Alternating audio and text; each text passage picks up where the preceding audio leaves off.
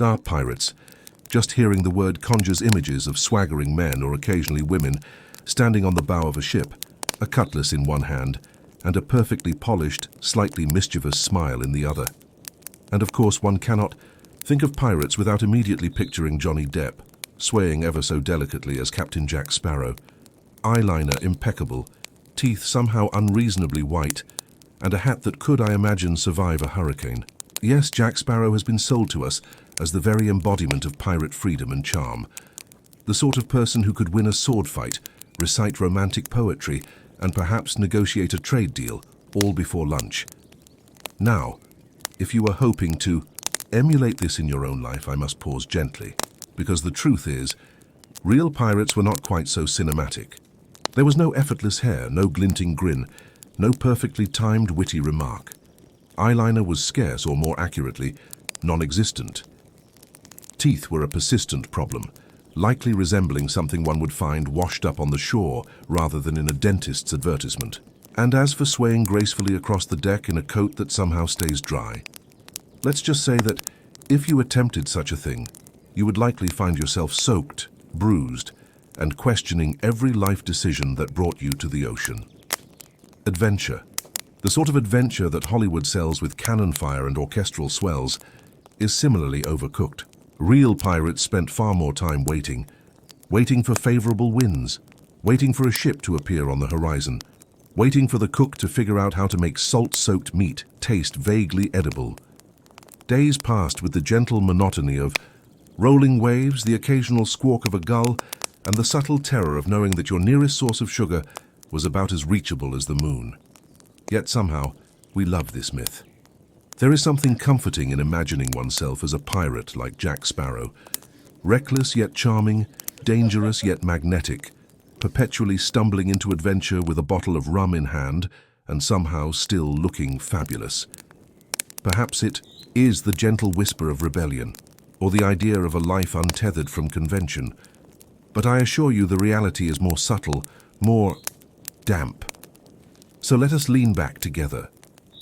Imagine yourself on the deck, swaying ever so slightly with the soft rhythm of the sea, feeling the cool, salty breeze brush your face. The sun glints gently on the water, gulls cry faintly in the distance, and beneath this picturesque scene lies a truth far less glamorous. Pirates were tired, damp, underfed, and probably regretting many life choices.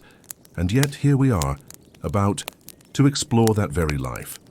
But before we begin, make sure to like this video and subscribe to my channel, but only if you really enjoy these long historical tales I bring you each night. You wouldn't want to miss one.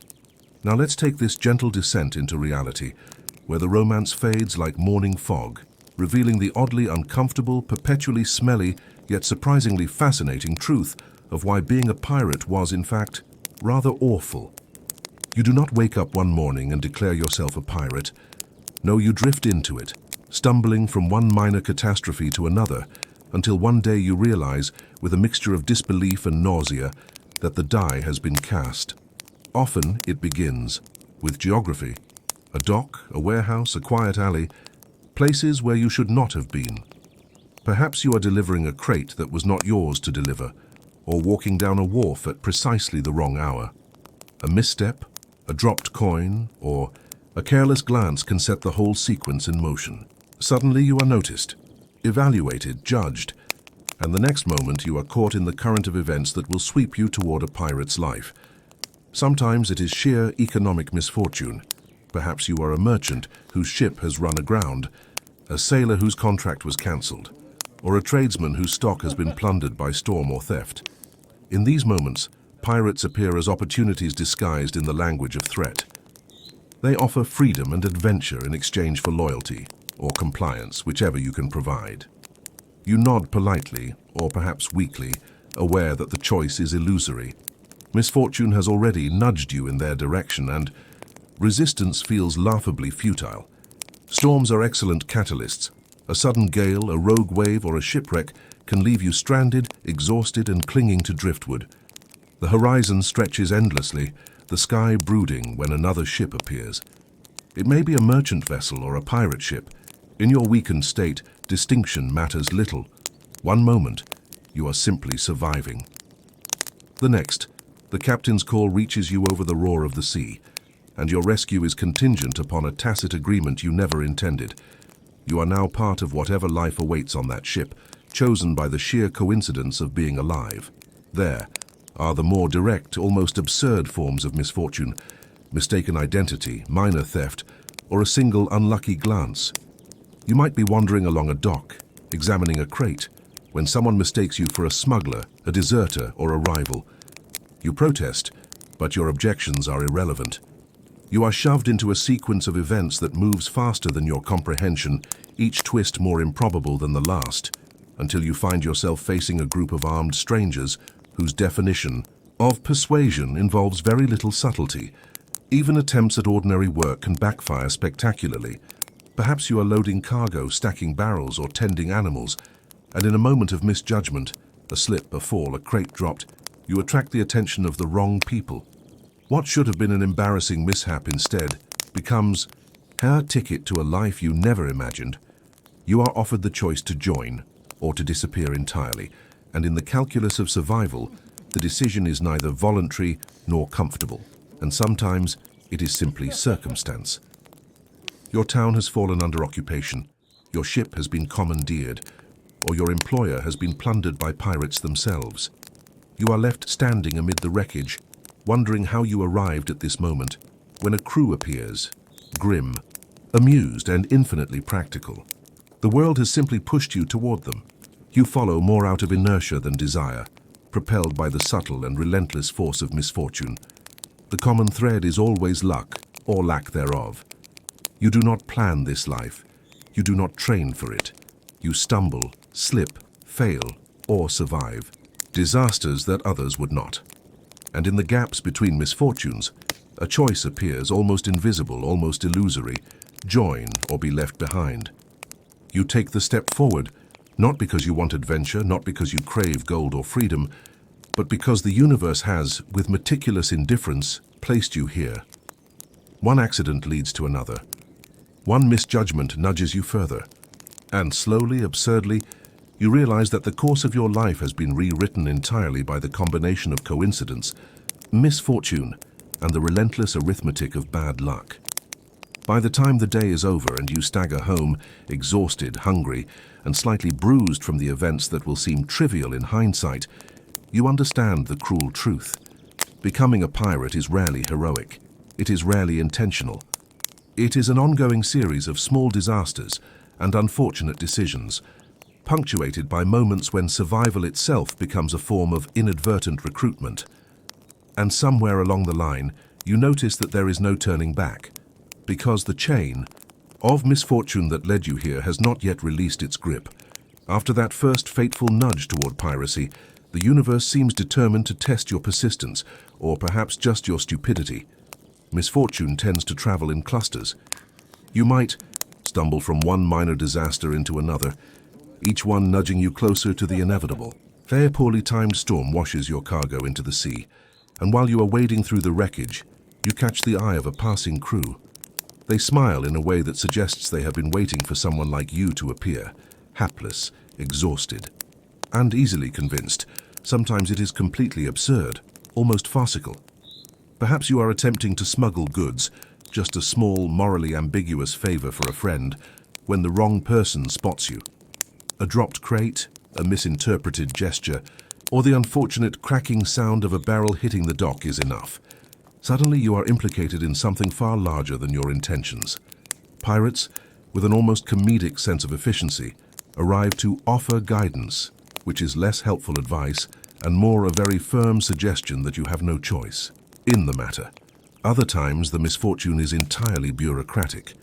Perhaps you are a sailor in service of a merchant ship, and the captain owes money to the wrong people. You happen to be on deck during a visit from the debt collectors, pirates naturally, who are both charming and terrifying. You try to explain that you are merely a crewman minding your duties. They do not listen. You are swept along because luck or lack thereof decides that someone must fill the ranks of misfortune, and you unfortunately have volunteered without knowing it. Even the mundane can be disastrous. A simple misstep at a market, tripping over a barrel, spilling a crate of oranges, or bumping into someone with a suspiciously sharp temper can set off a chain reaction that lands you in the wrong company. The universe, it seems, has a subtle sense of humor, ensuring that every minor blunder compounds into something significant.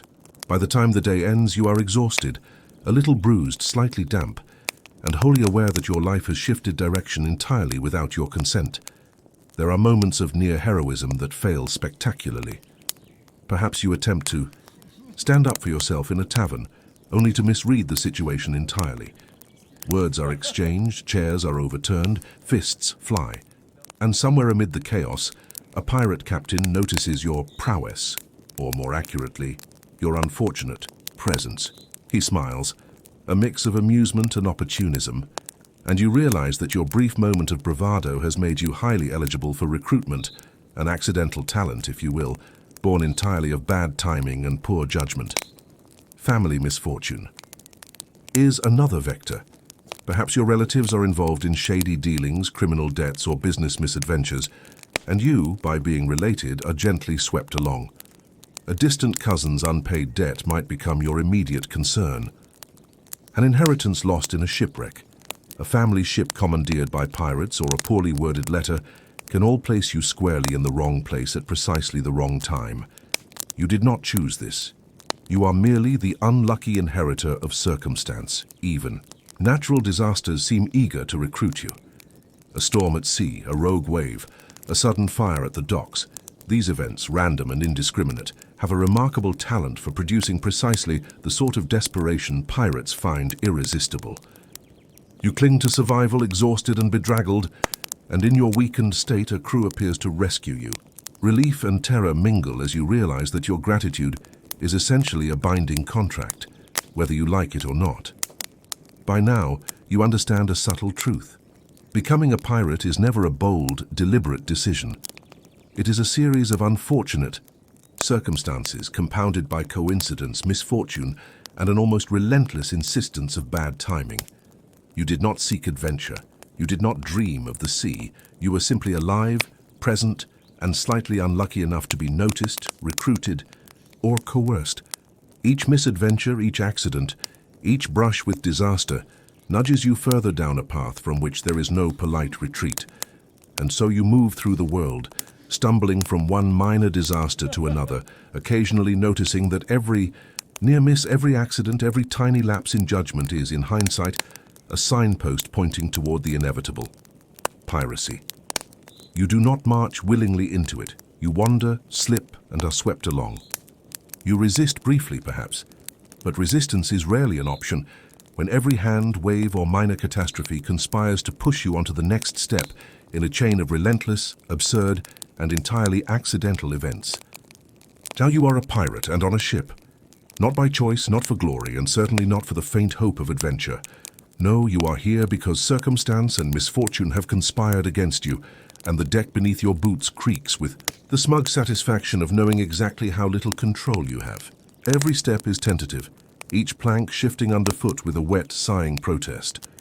You bend slightly, testing the wood, aware that one misplaced foot could plunge you into a puddle, or worse, into a rotten patch that flexes beneath you like it has done for decades. You descend below deck, and the dampness hits like a wave you didn't see coming. It is everywhere, clinging to your hair, settling in the collar of your shirt, saturating the thin layer of grime that already coats your skin.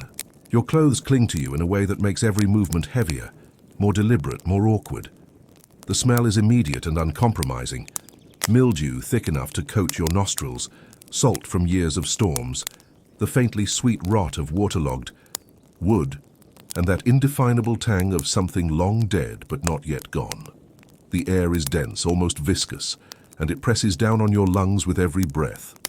You cough quietly, hoping the crew does not notice, but they barely glance up because everyone here knows the smell, the damp, the creeping rot. It is part of the job, part of surviving. Every surface is a hazard, beams and planks, warped and weakened by years of water and neglect, shift slightly under your touch. You test each step carefully, feeling for give, listening to the creak of the wood, adjusting your balance with tiny, unconscious shifts of weight. A hand pressed against a railing flexes in a way that makes you hesitate. A rung of the ladder wobbles faintly, threatening a tumble. You notice the fine cracks along a beam, blackened at the edges, softened by moisture, and your stomach tightens. One slip, one weak patch, and the wood will claim a piece of you. Skin, splinter, maybe.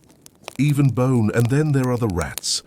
You see them in the corners first, slender, sleek, impossibly quick.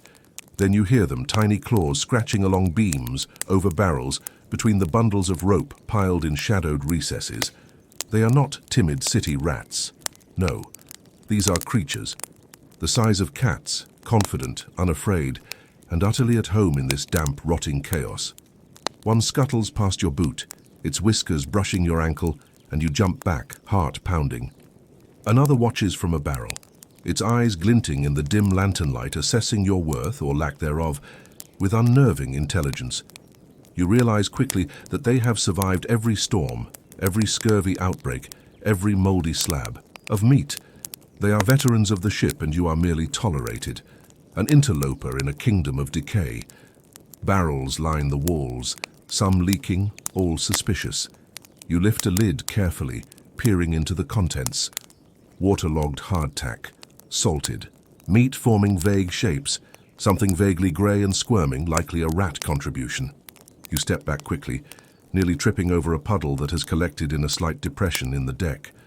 Water sloshes beneath your boots, cold and slick, carrying with it fragments of mold, sawdust, and who knows what else. Everything is damp, everything is slippery. Everything has the potential to make you fall, bruise, or lose a finger. The smell of decay grows stronger as you move. You note the subtle variations, the acrid tang of wet rope, the sourness of spilled provisions, the faint, almost sweet aroma of rot from a forgotten corner. You inhale carefully, aware that even one deep breath could fill your lungs with something that will linger for hours, maybe days.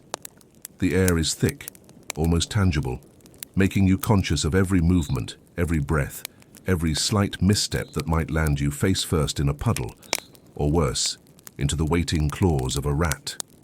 The rats themselves are unpredictable. Sometimes they dart across your path and vanish into shadows before you can react.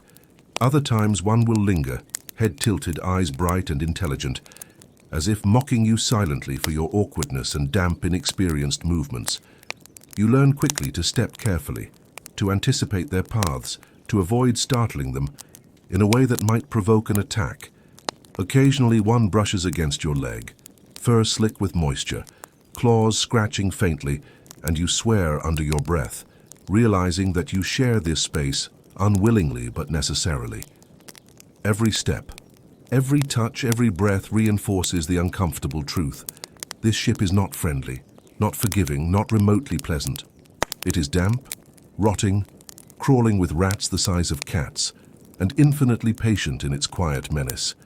It teaches you humility, careful movement, and a profound respect for balance. And as you move slowly through the narrow corridors, adjusting to puddles, warped planks, and creatures that regard you as a temporary nuisance, you understand fully. Survival on this floating death trap will require every ounce of attention, patience, and tolerance you can muster. You move further along, the narrow corridor ducking under low beams that have sagged with age. The walls are streaked with damp, darkened in places where water has seeped in over the years. Every step squelches slightly as your boots press into thin puddles that have collected in the warped planks. The smell intensifies as you pass rows of barrels and crates, some leaking brine or something far less identifiable. Occasionally a rat scuttles across the floor, slipping silently into the shadows, its body sleek and shiny from constant exposure to moisture. You start counting them in your head, 4 here, 3 there, but lose track quickly. They are everywhere, and you begin to suspect they have a system of corridors and tunnels beneath the deck that you will never map. The sleeping quarters are worse. Hammocks hang crowded together, swinging slightly even when the ship is still, their fabric damp and salty. You lift one gingerly, noting the stains and the faint, persistent odor of sweat, mold, and whatever the previous occupant might have spilled or lost during a night of restless sleep.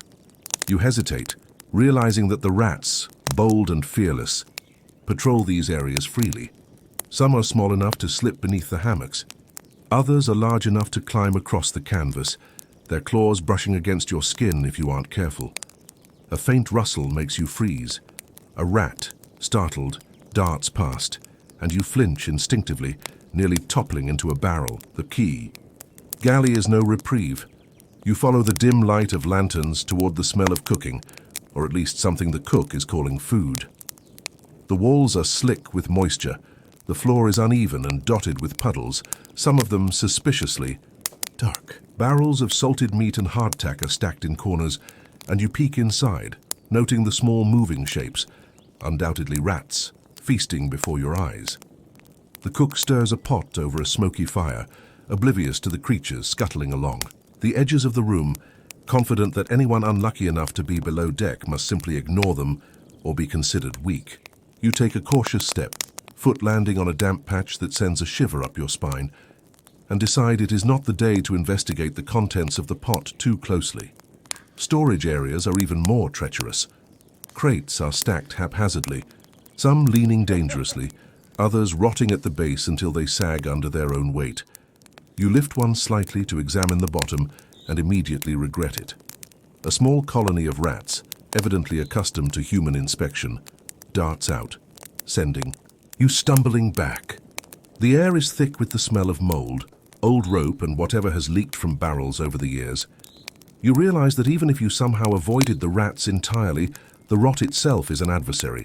Soft wood, slick surfaces, and the constant risk of stepping through a weakened plank keep your attention razor sharp, and the dampness never lets up.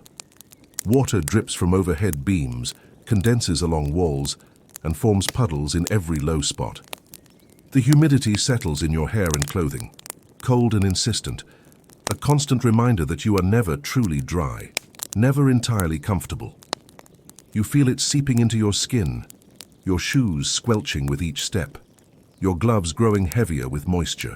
Everything here, every plank, rope, barrel, hammock, and rat, reminds you that the ship is alive in its own unpleasant way, testing your patience, balance, and endurance.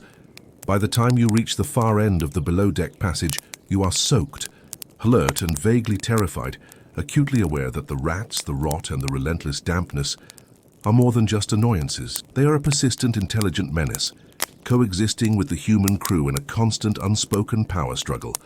You understand that this is your reality now, a life spent navigating wet, rotting wood, careful not to step into puddles, avoiding rats that are large enough to take a bite if provoked, and learning to coexist with the slow, steady decay of the ship itself. Every corner, every beam, every barrel reinforces the truth.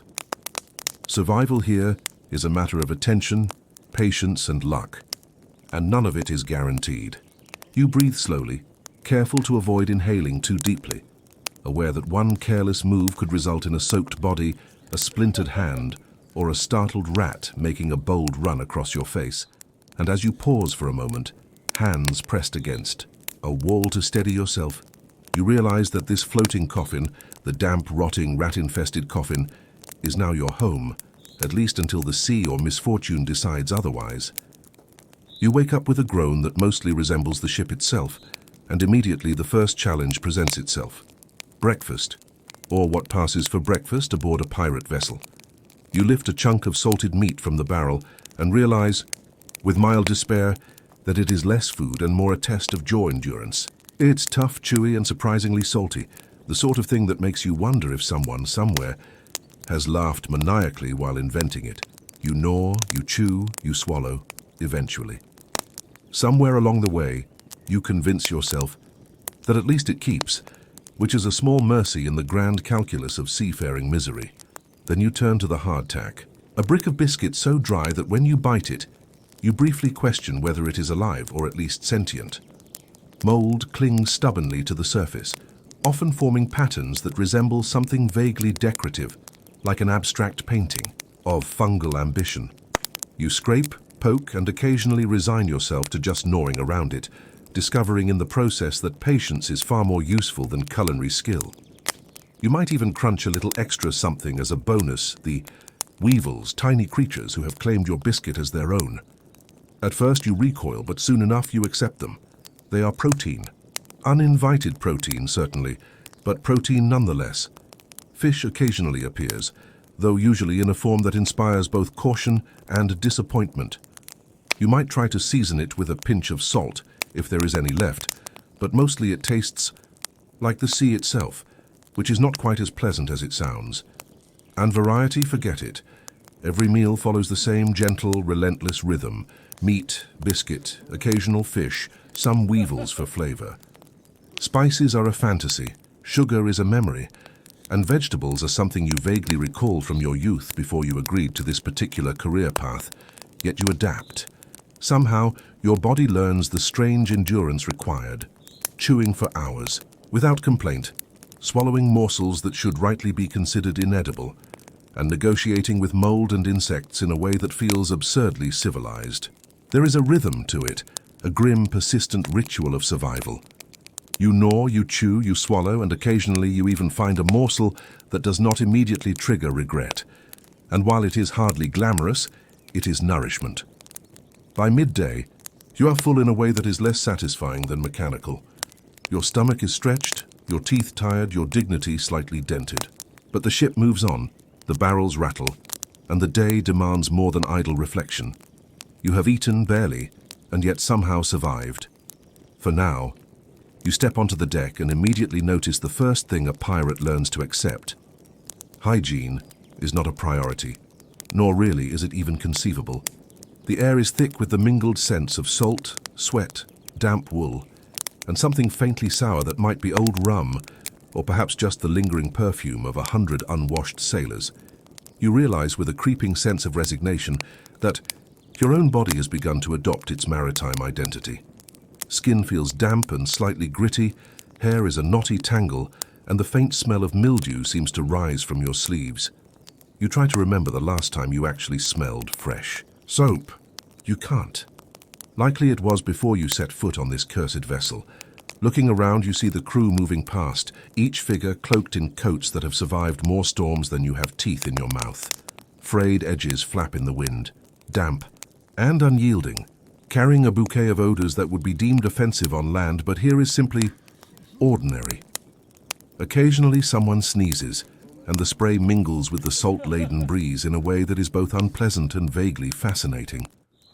You catch a whiff of the cook as he passes, fish, salt, and something faintly metallic, as if the ship itself has been slowly infusing his very being with seawater.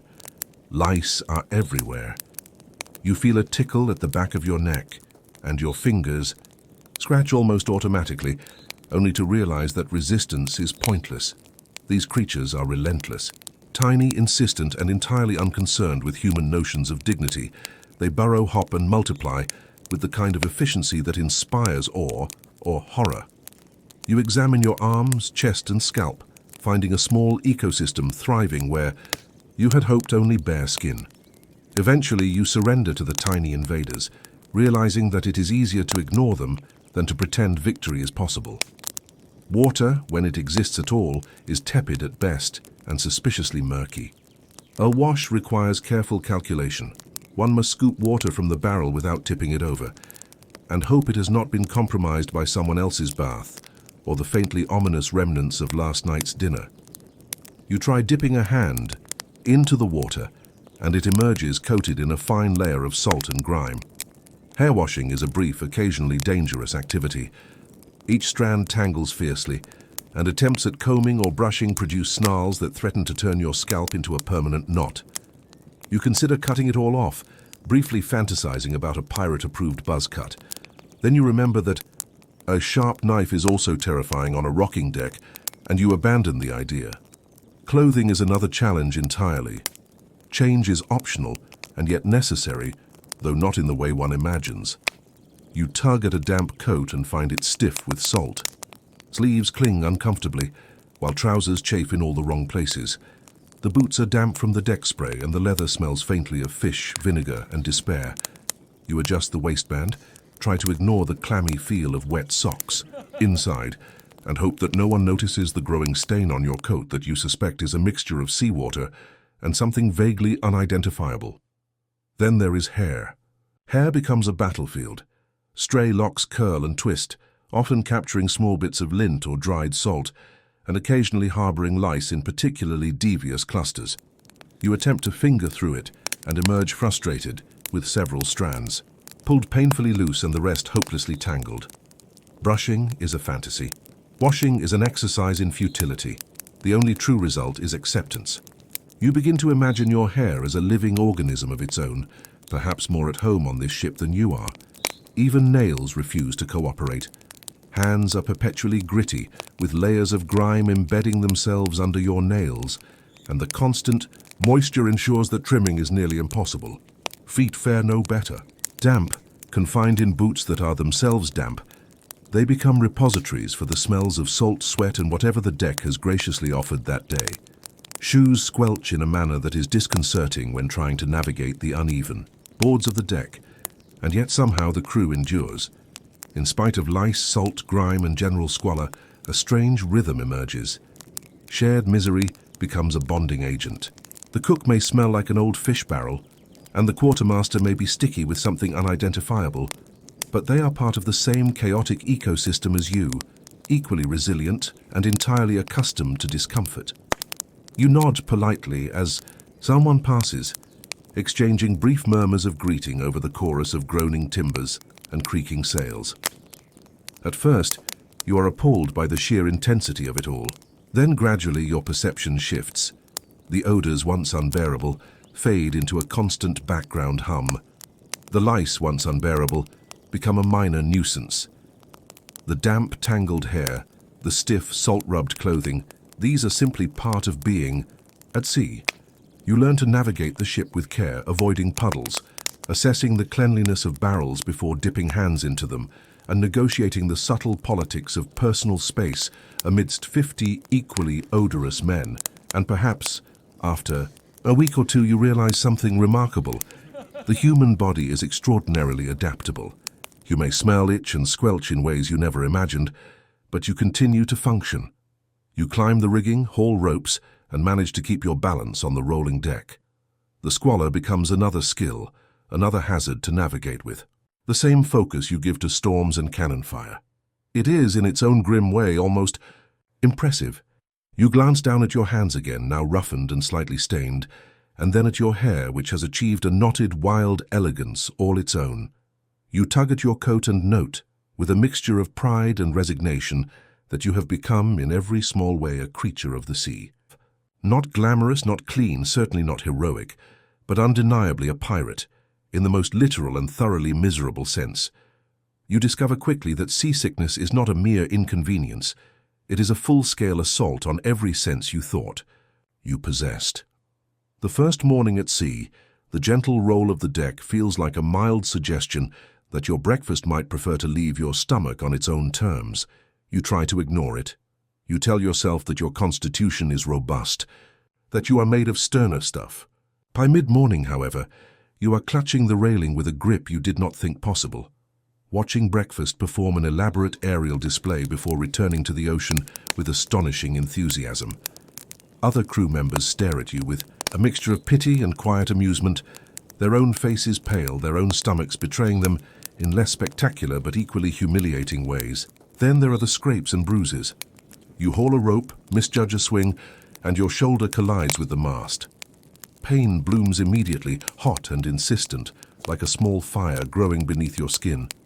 You clutch your arm and curse under your breath, noting that no amount of swearing seems to dull the discomfort. The cuts come with minor frequency, splinters from the deck, rope burns from hurried knots, or the occasional misjudged sword swing during training or a skirmish. You learn quickly to wrap whatever cloth is handy around the injury, tie it tight and continue your work, because the alternative, lying down and wailing, would not earn you either respect or safety aboard this vessel.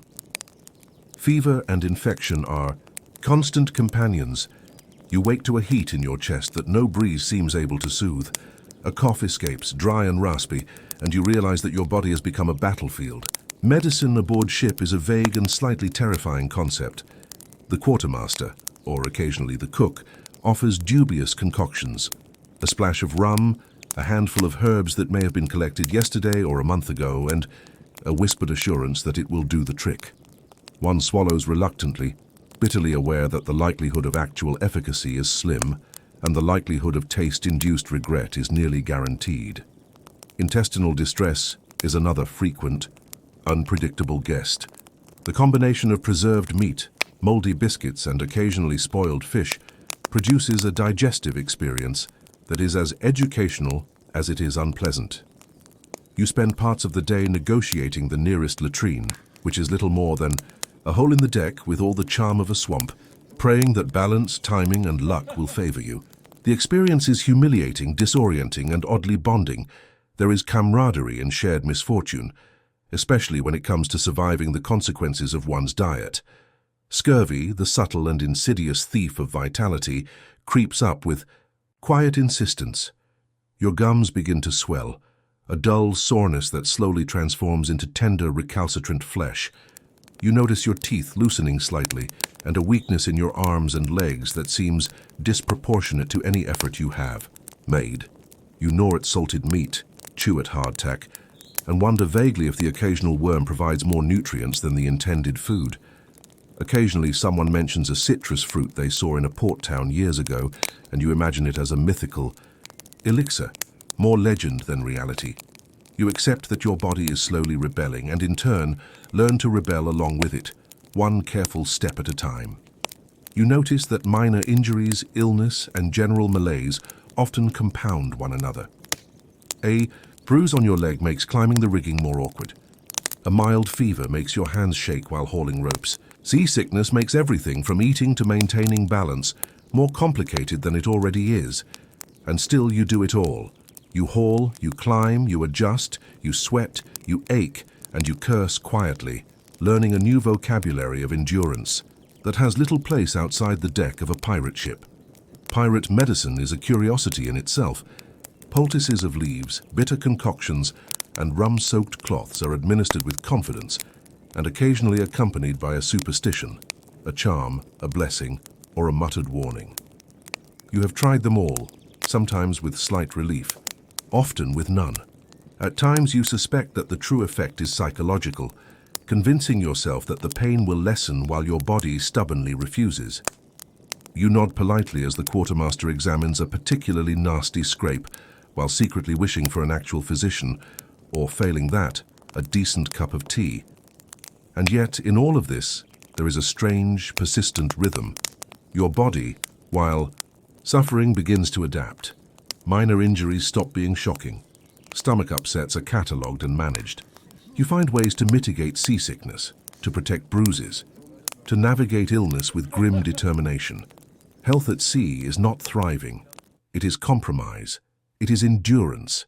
It is surviving the most absurd, uncomfortable, and unpredictable conditions imaginable, and slowly, inexorably, you grow accustomed to it. Now that you've been aboard for a few days, you begin to notice something remarkable about life on this ship, the strange, messy experiment that is pirate democracy. You might have expected tyranny, a captain barking orders while the crew scrambled, in terror. Instead, you find yourself in a world that operates by a set of rules, loosely enforced, constantly debated, and frequently ignored. Every decision, no matter how trivial, becomes a performance, a negotiation, and often a spectacle. The first council meeting you witness begins over something mundane, the division of the last of the salted meat. One crew member, grizzled, wiry, and clearly the sort who has survived more storms than you've seen birthdays, steps forward, loudly claiming that he should get the larger share. Another argues, in an impressively drawn-out and sarcastic tone, that the first man's boots smell too strongly, and therefore he is morally disqualified. The captain, standing nearby with one eye perpetually squinting, listens patiently, or at least gives the appearance of patience, stroking a chin that may or may not be missing half of its whiskers. You watch as hands are raised, murmurs ripple through the crew, and arguments become increasingly elaborate. Insults are tossed like cannonballs. Accusations fly. You ate my biscuit last week. That is a lie. I distinctly remember throwing it overboard. You are a coward and a thief. The debate carries on for hours, or at least it feels like hours, because time on a pirate ship seems to stretch or contract according to the intensity of argument, rather than any sensible measure. The captain occasionally interjects with a dry remark or a sarcastic sigh, but his word is far from absolute. If the crew disagrees, they will ignore him or worse, mock him. You begin to understand the delicate hierarchy. The quartermaster wields influence because he knows the rules of argument and the weight of a vote. He can calm tempers, remind people of past agreements, and subtly steer decisions while appearing impartial. The strongest, loudest, or most creative, members of the crew also command attention. Their opinions amplified, not necessarily because they are correct, but because they are entertaining. You, a newcomer, are learning to navigate these subtle currents. Speak too much and you make enemies. Speak too little and you are ignored entirely. Then, as the debate over meat continues, you notice something. The arguments are not just about food. They are about rank, respect, survival, and attention. A complaint about rations quickly becomes a story about bravery, a tale of past exploits meant to prove worthiness. Another sailor interrupts with a joke so sharp that it cuts through the tension, earning laughter, temporary authority, and the dubious title of Voice of Reason for the next half hour. You realize with a mixture of awe and despair that humor, cunning, and timing are as important as strength or skill on this ship. Votes are taken loudly and publicly. Everyone shouts their preference, sometimes multiple times, sometimes changing their mind mid-argument to reflect a more persuasive insult or a more dramatic gesture. Occasionally, someone votes simply to watch the chaos unfold, arms crossed, smirking. The results are complicated. Often the final decision is recorded, only to be ignored immediately afterward when someone finds a loophole, sneaks an extra biscuit, or convinces half the crew that the vote should be reconsidered. Democracy, you observe, is flexible when everyone is armed and the ship smells of salt, sweat, and rot. One particularly memorable argument begins over navigation. The captain suggests a course toward a nearby merchant ship, which he estimates will yield the largest haul. Immediately, half the crew objects, citing storms, tides, and the possibility of encountering another, more vicious pirate ship. The discussion stretches over hours, during which the storm begins to gather on the horizon unnoticed, because reasoning and debate are far more absorbing than common sense. Voices rise, hands are waved, feet stomp on the slippery deck below, and you lean against a beam, trying not to trip over a rope or get caught in the crossfire of pointed fingers. During these discussions, you notice the subtle humor, sarcasm, exaggeration, and absurd hypothetical scenarios are treated as evidence, and storytelling becomes a form of persuasion. One crew member insists that the merchant ship's crew is probably undead and that attacking it would be unwise. Another counters with an equally improbable tale of a kraken sighting in the bay. The vote is postponed, temporarily suspended while arguments escalate, and you, standing quietly to one side, realize that much of pirate democracy functions not to make decisions efficiently, but to keep the crew engaged, entertained, and invested in the pretense of fairness. By the time the first day of council ends, you are soaked, exhausted, and slightly more terrified of your peers than of the sea itself. You begin to see the patterns. The captain's authority is performative, the quartermaster is quietly powerful, and the loudest, most amusing, or most relentless voices tend to shape outcomes regardless of logic. You learn to watch, to listen, to gauge reactions, and to pick your moments to speak, less because anyone wants your opinion, and more because surviving in this system requires careful attention to timing, tone, and the subtle, shifting alliances of human folly. The next morning begins not with a sunrise, but with the sound of shouting. You wake to the muffled cries of a debate already in progress on the main deck, the voice of a sailor carrying over the sway of the ship as though volume alone might grant legitimacy.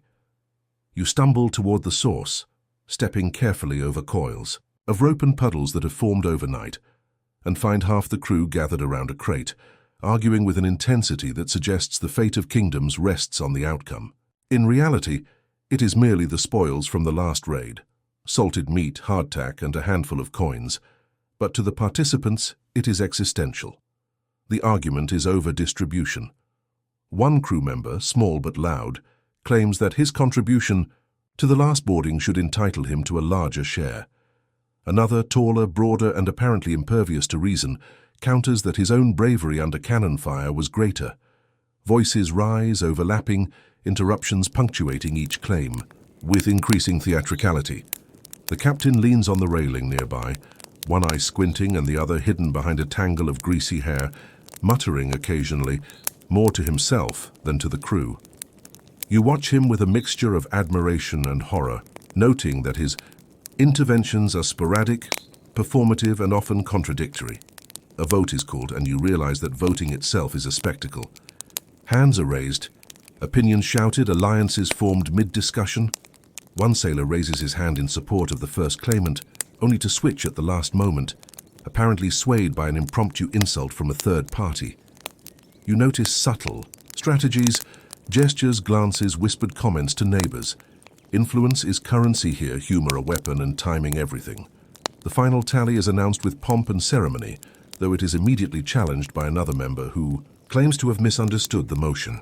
A second vote is taken, slightly more chaotic than the first. By the time it is settled, the original dispute is partially forgotten, and the distribution is adjusted on the whim of the quartermaster, whose quiet, measured authority carries far more weight than any shout or threat. You wander toward the side of the deck, observing a different debate over navigation. A sailor insists that the wind favors a course to the north, citing vague celestial signs he may or may not have noticed. Another argues for the south, referencing tides and currents with a mix of precision and bluff. The captain suggests east, though his reasoning is unclear and possibly invented on the spot. The discussion stretches for hours. You notice that storms are beginning to form on the horizon, dark clouds rolling in, but the crew seems oblivious, caught entirely in the performance of argument. Sarcasm, storytelling, and increasingly elaborate insults punctuate the conversation, occasionally breaking into laughter, applause, or mock outrage. Meanwhile, a minor skirmish erupts over the interpretation of rules regarding who is allowed to sleep where in the hammocks below deck. One sailor claims that proximity to the captain confers unfair advantage. Another insists that he has been promised a corner space by virtue of seniority in plunder. You watch as insults escalate into a physical scuffle, quickly broken up by the quartermaster with a combination of force and cunning diplomacy. One combatant retreats, only to return moments later with a long-winded, melodramatic recounting of his bravery, which somehow sways half the crew to his side. You note, with growing comprehension, that storytelling, not logic, is the true law of the ship. By midday you are exhausted from watching, listening, and occasionally interjecting, just enough to avoid being entirely ignored. You have begun to internalize the rules, speak carefully, time your comments strategically, measure humor against outrage, and observe who has the ear of the quartermaster or the captain at any given moment. Authority here is fluid. Strength and cunning coexist uneasily, while consensus exists only in brief, fragile moments before the next argument erupts. You witness another vote, this one over whether to risk a small raid on a lightly guarded merchant vessel. Half the crew is in favor, imagining plunder, rum, and the satisfaction of asserting dominance. The other half objects, citing danger, poor visibility, and the probable wrath of neighboring pirate ships. Arguments are layered with hyperbole, misremembered events from prior raids, and increasingly creative threats of violence or sabotage. The captain tries to cut in, reminding everyone of the risk, but he is drowned out by laughter, sarcastic applause, and someone throwing a rotten tomato at a rival. The vote is taken, shouted, recounted, and argued over again, and in the end, the decision is inconclusive. The vessel remains in sight, but the plan is postponed because half the crew has become distracted by a minor dispute over whether the first claimant in the meat argument last night deserves a bonus biscuit. By the afternoon, the chaos becomes routine. You move through the deck, noticing the subtle ways in which authority and influence flow. The loudest voices are not always the most respected, but they are the most entertaining. The quietest often wield power behind the scenes. You see alliances, forming and dissolving within minutes, grudges revived over minor slights, and insults repeated for dramatic effect rather than practical impact.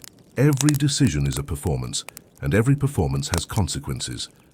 As the day draws toward evening, you lean against the railing, exhausted, listening to a debate that has now lasted nearly 6 hours, interrupted only briefly by the arrival of a small rain squall.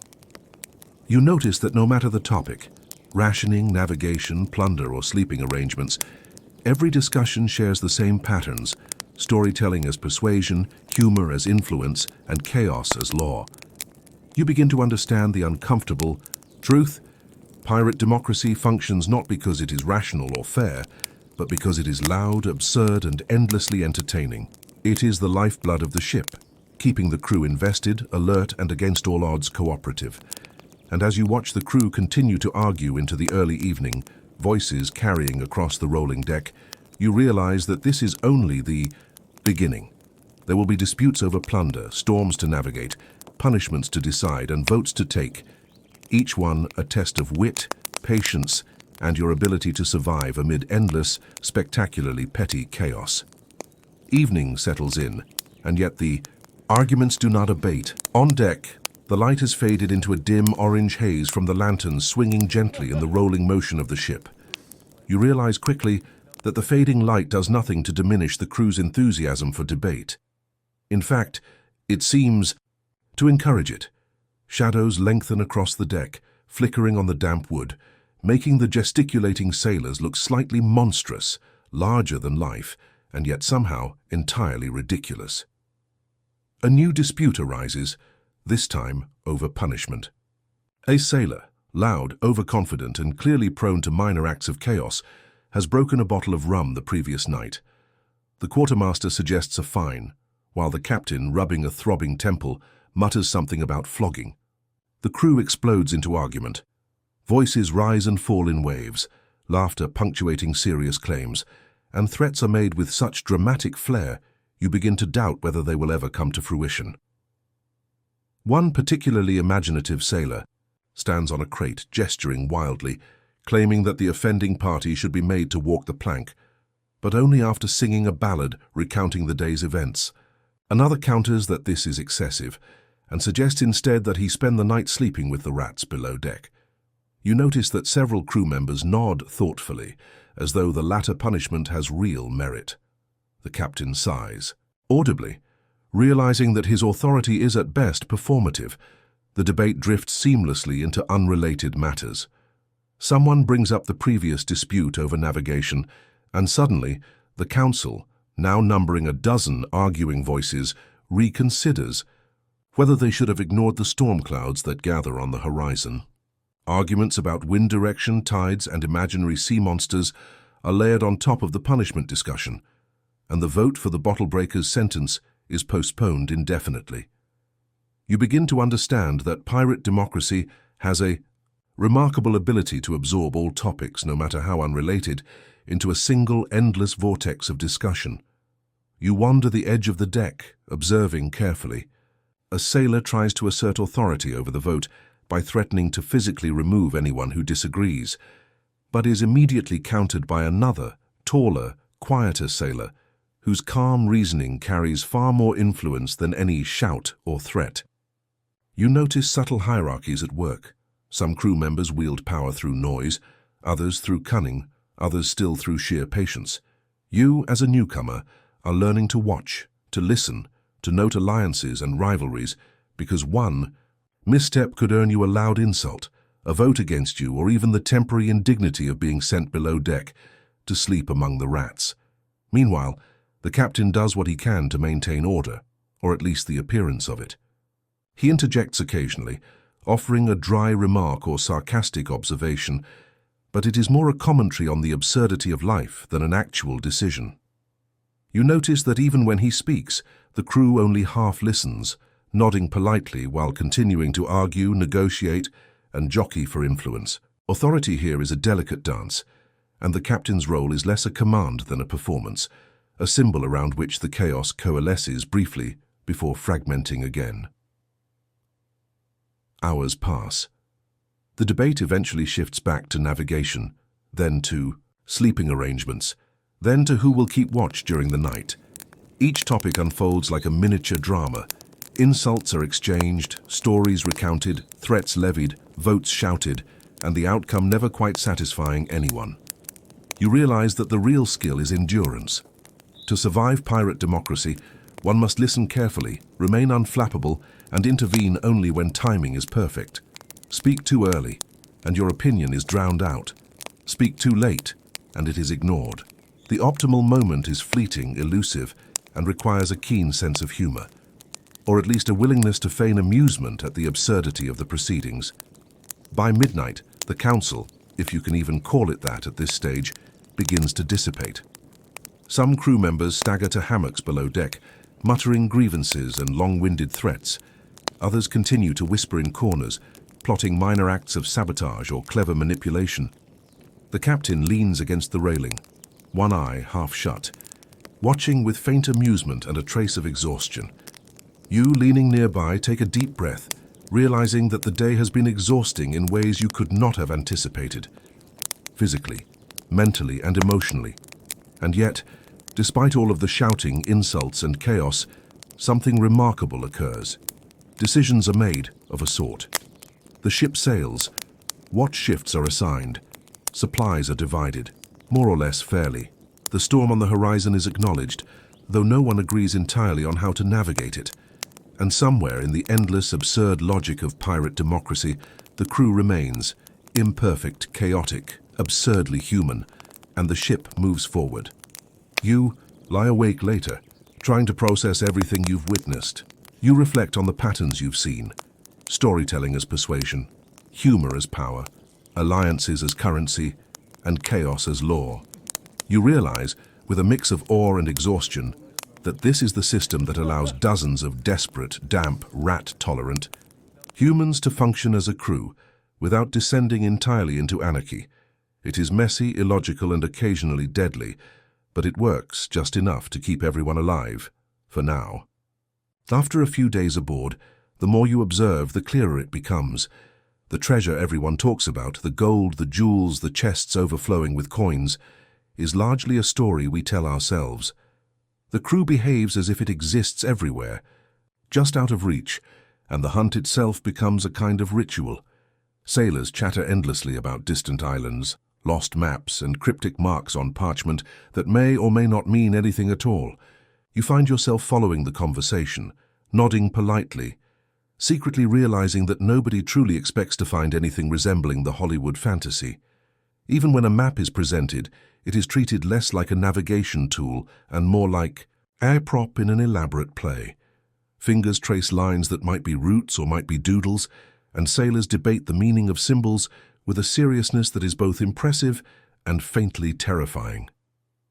"This X is cursed," one insists, as if that alone justifies extreme caution or dramatic delay. Another claims the X is actually a warning from ghosts of pirates past. You note quietly that these discussions are less about accuracy and more about maintaining excitement, tension, and a sense of importance. The captain participates intermittently, leaning over the parchment with a quizzical expression, offering cryptic hints or sarcastic comments. Sometimes he asks a question simply to watch the ensuing chaos.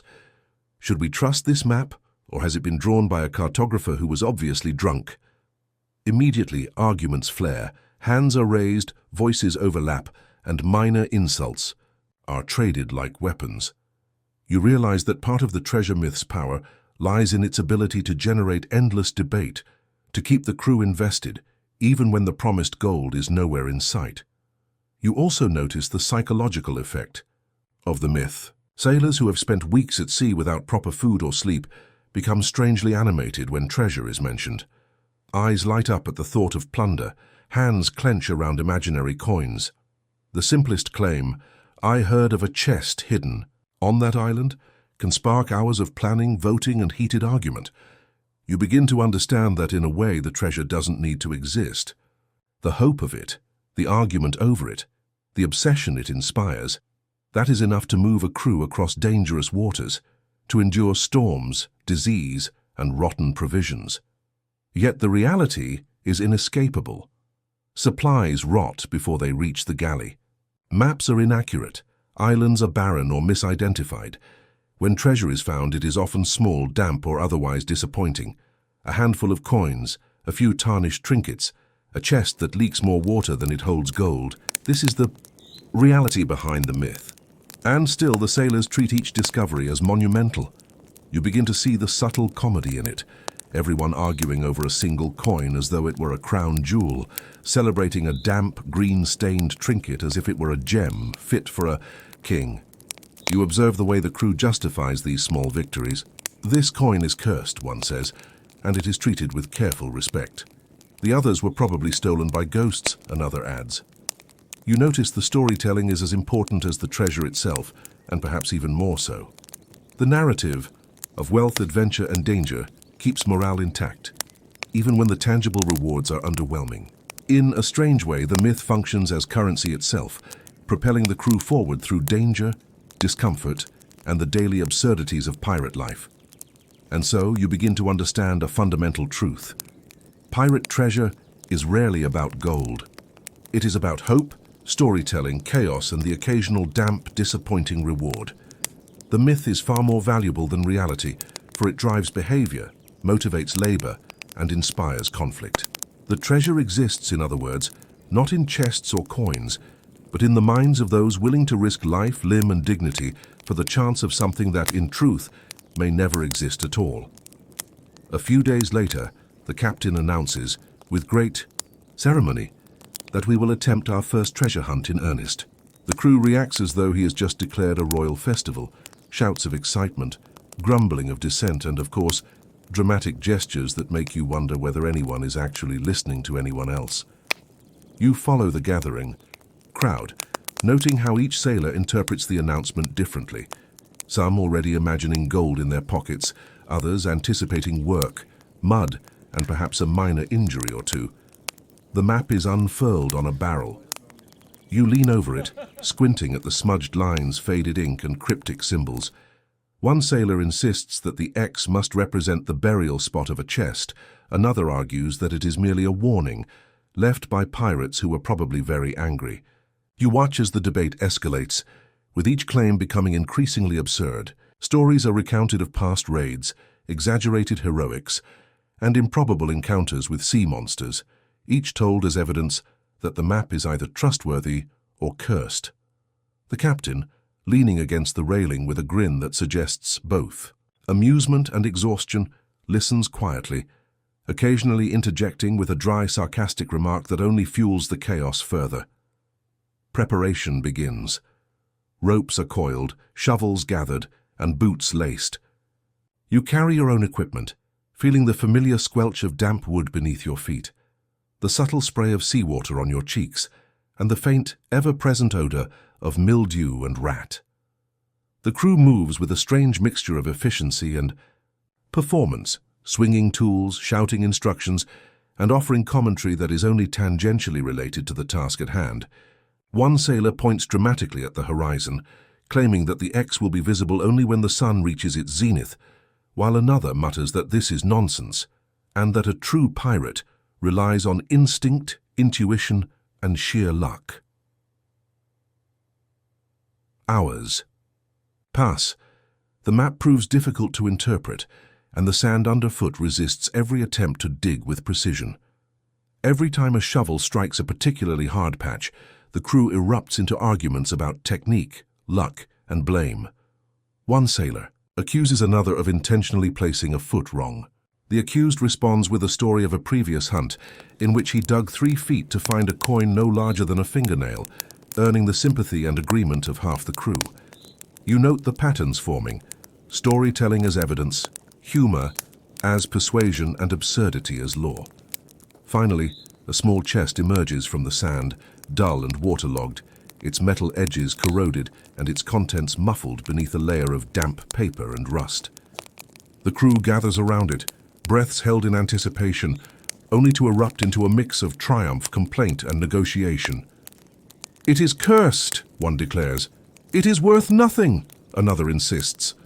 The quartermaster steps in, attempting to divide the spoils fairly, or at least visibly fairly, while the captain observes, smiling faintly at the spectacle. You reach into the chest and pull out a handful of coins, small, tarnished, and wet. noting the faint, acrid smell that rises from them. As the coins are distributed, arguments flare over every minor discrepancy. The exact weight of the coins, the order of distribution, who contributed most to the digging, and whether anyone deserves compensation for the sunburn, the blisters, or the exhaustion of standing in sand for hours. You lean back against a crate, observing, noting the absurdity and the subtle humor. Treasure is less a reward than a stage for chaos, a tool for camaraderie, conflict, and endless storytelling. By evening, the chest is empty, the coins counted, and the crew weary. Yet there is a strange satisfaction in the effort itself, a feeling of shared purpose, however absurd. You realize slowly that the treasure myth functions not as a promise of wealth, but as a motivator, a narrative engine that drives behavior, conflict, and entertainment. The gold is secondary. The hunt, the drama, and the argument are the real prize. By the time the coins are divided, the initial excitement has curdled into argument. One sailor, loud, wiry, and clearly convinced of his own heroism, claims that he deserves more because he dug with unmatched bravery, while the others merely scratched the sand. Another counters that the first sailor spent half the time telling stories and throwing insults, contributing nothing tangible to the effort. Voices rise, fingers point, and the captain, leaning against the railing with a bemused grin, makes a faint sigh that seems to acknowledge both the absurdity and inevitability of the dispute. The quartermaster steps in, attempting to mediate. His approach is subtle, a careful balance of diplomacy, sarcasm, and occasionally a well-placed threat of a paddle upside the head. Coins are recounted, portions adjusted, and arguments restarted over trivialities.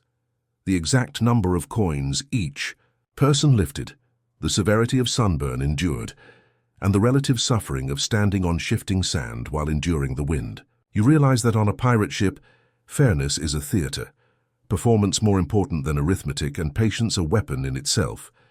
Meanwhile, minor factions form almost spontaneously. Some crew members side with the first claimant, applauding his daring, while others rally around the quartermaster's judgments, valuing his measured fairness, or perhaps just his knack for threatening to throw people overboard with comic timing. You stand to the side, quietly counting your own handful of coins, noting the weight in your palm and the absurdity of the scene. Pirates arguing with the intensity of generals over a handful of damp, tarnished metal. Insults escalate into threats. "You cheated," one cries. "You are a coward," another fires back. A third sailor, taking dramatic offense at being ignored, stomps off toward the ship, muttering that he will spend the night with the rats. A threat that is met with mock horror and stifled laughter from those who remain. You notice that the balance of power is fluid. The loudest voice does not always win, but it almost always succeeds in extending the argument. Humor and performative outrage are currency here, each wielded with the precision of a cutlass. As night falls, the crew's energy begins to wane, but not the disputes. Some continue to measure contributions, some recount the events of the day, with theatrical exaggeration, and some practice their dramatic predictions for the next treasure hunt.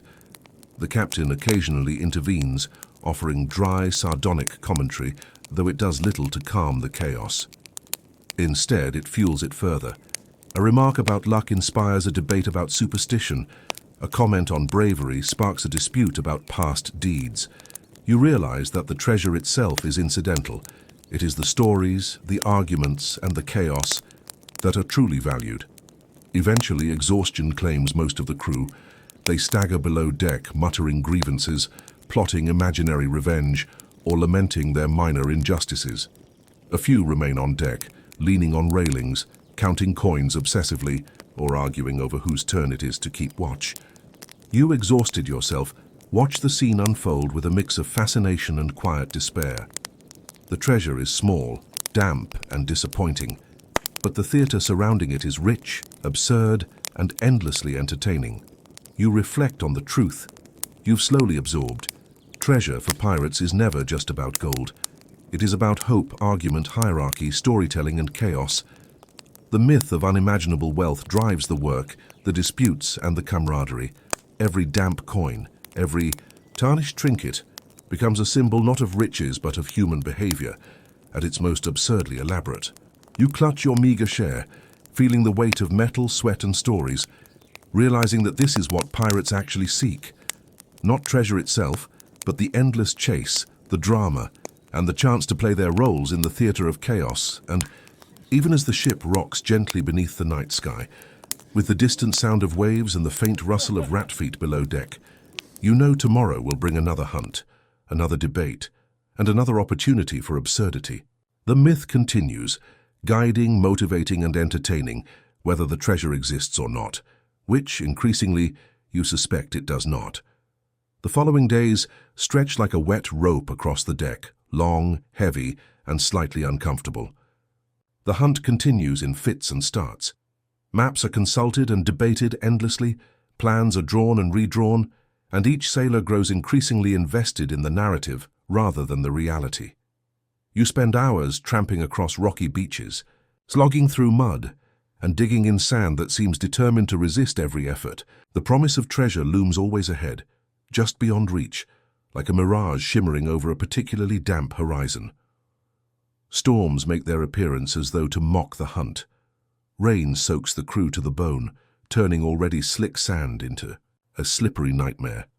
Ropes slip through hands, shovels stick in mud, and tempers fray with a dramatic intensity that is as exhausting as it is entertaining. The captain observes from a safe distance, his one good eye squinting against the rain, offering occasional dry commentary that is drowned out by shouts and insults. The map is cursed. You are cursed. Both of you are hopeless. Each remark is both an argument and a performance, keeping the absurd theater alive despite the weather, the exhaustion, and the encroaching reality that treasure may not exist. When the chest is finally unearthed, another damp, battered, and barely coherent container, the crew gathers in triumph and disbelief. The coins are counted, the trinkets inspected, and the disappointment is immediate. It is small, insignificant, and more a weight than a reward. And yet, as always, the performance matters more than the reality. Arguments flare over the exact portion each sailor deserves, over who contributed most to the digging, and over whether the chest itself should be blamed for being damp, corroded, or generally disappointing. You notice how each insult, joke, or dramatic flourish becomes part of the ritual, cementing hierarchy, alliances, and subtle humor among the crew. By the final night, the coins are distributed, the chest is empty, and the crew is exhausted, muddy, and damp in every conceivable way. The treasure, what little there is of it, sits in small piles across the deck, already losing its novelty. You hold your portion quietly, noting the weight, the smell, and the faint residue of mud and sea salt. In a way, it feels heavier than any chest of gold you imagined as a hopeful landlubber. And yet, as you watch the crew settle into hammocks or lean wearily against the railing, you begin to understand the truth of the pirate myth. Treasure is rarely what it seems. Gold and jewels are secondary to the chase, the arguments, the rituals, and the absurdity. Every wet coin, every tarnished trinket, every dispute over fairness is a reminder that the real reward is the chaos itself. The stories, the rivalries, the camaraderie, and, strangely, the endurance of human absurdity under pressure. The myth, you realize, is more valuable than any chest of coins. It drives action, fuels imagination, and binds the crew together. Even if the only riches are wet metal, minor injuries, and the faint satisfaction of surviving another absurd day at sea. You tuck your share of coins into your coat, glance at the exhausted, squabbling crew, and allow a faint, sardonic smile to cross your face. The treasure is small, the hunt relentless, and the myth magnificent. And somehow, that is enough. You begin to notice slowly as the years, or at least the long, arduous seasons at sea pass, that the world you inhabit is changing. The thrill of piracy, the chaos, the theater of argument and absurd bravado begins to feel smaller. The K. Stories once grand and intoxicating are fading into routine, and the maps that once promised adventure now seem like invitations to endless labor with minimal reward. You start to hear talk of laws tightening, navies patrolling more aggressively, and merchants arming their ships against the very adventures you once pursued with gusto. No longer do distant islands seem like mysterious treasures waiting to be discovered. Instead, they appear as hazards, forts bristling with cannon, villages alert to strangers, and coastlines patrolled with meticulous efficiency. You hear whispers from other ships, travelers, and the occasional captured sailor. They're hunting pirates now. You don't just evade capture anymore. The notion of freedom that once made your heart leap begins to feel fragile, like a paper lantern in a storm. And the romantic notion of the pirate, flashy coats, clever quips, and impeccable teeth, collides cruelly with reality. Most of your fellow pirates are tired, sickly, or hardened in ways that erode charm and wit. Diseases once ignored or laughed off now linger, claiming those whose immunity is exhausted by damp conditions, poor diet, and endless exposure to the elements. The crew is thinner, quieter, less prone to the dramatic flourishes of argument and storytelling that once sustained the theater of chaos. You feel it in the air. The laughter is less frequent, the insults less creative, and the mood ever so slightly heavier. You begin to understand how society perceives you now. Once you were a rogue adventurer, the subject of ballads and tavern tales. Now you are a criminal, hunted by authorities who are no longer content to ignore the occasional raid. The letters of marque that once offered a thin veneer of legitimacy are vanishing, and navies patrol systematically, intercepting ships, capturing crews, and delivering them to courts that are swift and merciless. Stories you overhear describe grim fates, hangings, jails, and harsh labor in distant colonies. The fear is no longer abstract. It is real, immediate, and often deadly. At night, as you sit on deck, you notice the subtle shift in the crew. Discussions about treasure and plunder are tempered by caution. Jokes carry a faint edge of worry, and the bravado you once admired is replaced by careful calculation. Even the captain, once a figure of exaggerated authority and sardonic humor, now speaks with measured tone, aware that a single misstep could bring not applause but chains and a rope. The theater remains, but its stakes are darker, the consequences grimmer.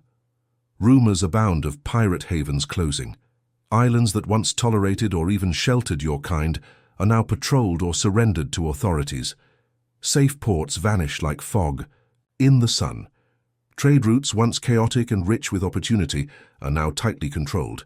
The very geography that allowed freedom and absurd theater is shrinking under the firm, relentless hand of law. You begin to realize that the pirate life as you imagined it is vanishing, not with a bang but with a slow creeping certainty. It begins with a morning like any other, the sun weakly breaking through clouds and painting the deck in dull gold. The crew stirs, voices low and cautious.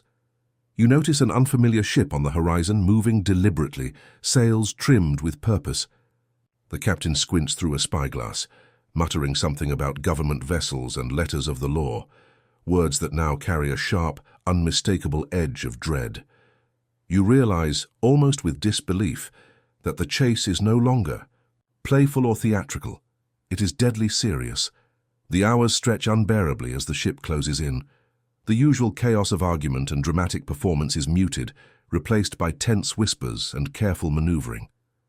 The men move with precision now, tools in hand, not for digging treasure but for survival, securing cannons, preparing small arms, checking lines, and whispering prayers to gods whose names you've long forgotten. The air is heavy with fear, salt, and the faint, acrid smell of gunpowder. Capture comes swiftly and without ceremony. A volley of cannon fire cracks across the deck. The ship lurches violently, throwing some sailors to the wooden planks. Chaos erupts, not the humorous, performative chaos you once knew, but the sharp, biting panic of those who understand that a single misstep could be fatal. Orders are shouted, decisions made in seconds, and before long, the inevitable occurs. Ropes lash, and the ship is boarded. You stand frozen, clutching the damp remnants of a life that once felt free, watching as the crew is corralled, their proud voices now muted into curses, pleas, and resigned muttering. The trial, when it comes, is swift and brutal. You find yourself in a cold, stone-walled room, chains biting at your wrists, the floor uneven and damp. The magistrates speak with clipped, precise authority, uninterested in tales of bravery, cleverness, or extraordinary daring. You try to argue, to tell stories of the absurdities and chaos that sustained your life, but your words fall flat. The law is immovable, unamused, and indifferent to narrative flair. Tales of gold, treasure hunts, and heroic deeds mean nothing. In the harsh light of justice, you hear sentences delivered with unsettling efficiency. Long terms of labor, exile to distant colonies, or the dreaded noose. You notice the faces of your companions, some pale and trembling, others stoic, pretending indifference while their eyes betray the quiet panic that dances behind. The absurd theater of pirate life, the arguments, the insults, the stories, has evaporated, leaving only the stark, unforgiving reality of consequence. You feel acutely the weight of all those damp coins, tarnished trinkets, and theatrical victories. They were ephemeral, insignificant, and utterly powerless against the machinery of law. In the jails, the irony becomes almost unbearable. You are forced to sleep in damp cells, alongside men who once stood beside you in grand, chaotic camaraderie. The rats remain, the dampness persists, and the scent of mildew and despair is omnipresent. Discussions about treasure are replaced by whispers of escape, muttering of prior lives and quiet sardonic commentary about the fate that has finally caught up with all of you. Even humor becomes a tool for survival rather than delight, each sarcastic remark a small rebellion against the weight of inevitability. And yet, despite the despair, you notice a subtle, bitter-sweet truth. The pirate life, absurd, chaotic, exhausting, has left an indelible mark. You recall arguments over a single damp coin, debates about navigation by vague celestial hope, and the theater of treasure hunts that were, in the end, more about storytelling than gold. Even in the cold stone of the jail, the memory of that life carries a peculiar wry satisfaction. You lived the chaos, endured the absurdity, and witnessed the theater that was piracy in its full, unromanticized glory. The slow, sad end is not a single event, but a series of quiet, inexorable truths. The maps grow useless, the treasures small, the harbors patrolled, the laws relentless. Friends vanish, either captured, executed, or fading into obscurity. The life you once imagined, full of adventure, glittering chests, and dramatic arguments, has been replaced by grim reality. And yet, as you sit in that cold cell, listening to the faint dripping of water and the scurrying of rats, a sardonic part of you cannot help but smile. You understand now fully that the myth of piracy, the chaos, the arguments, the absurd heroism, was always more powerful than the gold, and infinitely more memorable than the slow, sad end that finally catches up with all of it. Weeks turn into months, and the pirate enclaves that once felt like tiny kingdoms begin to crumble. You sail past islands that were once bustling with traders, smugglers, and the faintly terrifying hospitality of those willing to tolerate, or even profit from, pirates. Now, most are abandoned or heavily patrolled. Wooden docks creak in the wind, and the faint scent of rot hangs over villages that once echoed with laughter, argument, and the occasional song of stolen celebration. You realize with a quiet pang that the world has grown smaller, stricter, and far less tolerant of your kind. The remaining pirates you encounter are a diminished lot, hardened, suspicious, and thinner than the stories would have suggested. They huddle around small, meager caches of plunder. Even the most flamboyant captains have traded coats and swagger for practicality and caution. Weapons are carried for real defense, not dramatics. Arguments are quieter now, often more about survival than storytelling. You watch them from the deck of your ship and see how much the theater has eroded. Humor is sharp, often bitter, and tales of past exploits are murmured like prayers to a world that has no room for them anymore. Law enforcement is everywhere. Merchant convoys move in groups, armed and prepared. Naval patrols sweep the coast with precision and discipline. You hear the distant boom of cannon and see ships cut through the waves with terrifying purpose. It becomes obvious that any hope of carefree raids, theatrical disputes, or fantastical treasure hunts is gone. The chase is no longer a game. It is deadly serious, and failure is permanent. Even minor mistakes mean capture, imprisonment, or death. The freedom you once clung to feels like a memory, fading beneath the relentless tide of enforcement. And yet some holdouts remain. You encounter small crews hiding in coves, living off the occasional barely profitable raid and eking out a precarious existence. These are the ghosts of the Golden Age, holding on to absurd traditions and chaotic camaraderie, but always under the looming shadow of inevitability. You notice their arguments over coins, divisions of plunder, and the absurd theater of hierarchy, and you smile faintly, recognizing the echoes of your own early days. They are surviving, but only just. Every day is a careful calculation, every move watched, every misstep potentially fatal. Time, as it does, continues its slow erosion. Maps grow outdated, seas are patrolled with increasing efficiency, and rumors of safe harbors evaporate before they reach your ears. Friends disappear, captured, executed, or quietly vanishing into obscurity. Ships rot in hidden coves, their wood warped, sails tattered, and stories fading with them. You begin to see the poetry in the decay, the absurd chaos of piracy slowly giving way to law, order, and the stark, unromantic reality of survival. Sitting on the deck one evening, watching the sun sink behind a horizon lined with patrolling ships, you feel a quiet melancholy. The grand myths, the treasure hunts, the debates over damp coins, the theater of argument, all of it exists now mostly in memory and storytelling. The Golden Age is gone, not with a bang, but with the patient, inexorable encroachment of law, discipline, and time. Even the most vivid legends are diminished, absorbed into the reality of consequence, mortality, and the fading echoes of laughter and argument. And yet, in the quiet reflection of the fading day, there is a faint, sardonic comfort. You realize that while the ships, the treasure, and the freedom may vanish, the absurdity, the storytelling, and the human chaos, the very essence of piracy, remain, preserved in memory and in the stories you will carry with you. The slow, sad end may have arrived, but it cannot fully erase what it created. The theater of pirates, absurd, chaotic, and oddly magnificent, even as the world grows smaller, stricter, and less forgiving with every passing day. Years, or at least what feels like years at sea, pass quietly after the last encounters with law and patrols. You drift through the waters you once ruled in imagination, noting familiar coasts now empty, villages silent, and harbors where once there was chatter and music, now guarded and unwelcoming. The sea is unchanged, indifferent, but the world around, it has grown smaller, sterner, and less forgiving. You realize slowly that the pirate life you once believed to be eternal was always fragile, a fleeting theater balanced between luck, chaos, and audacity.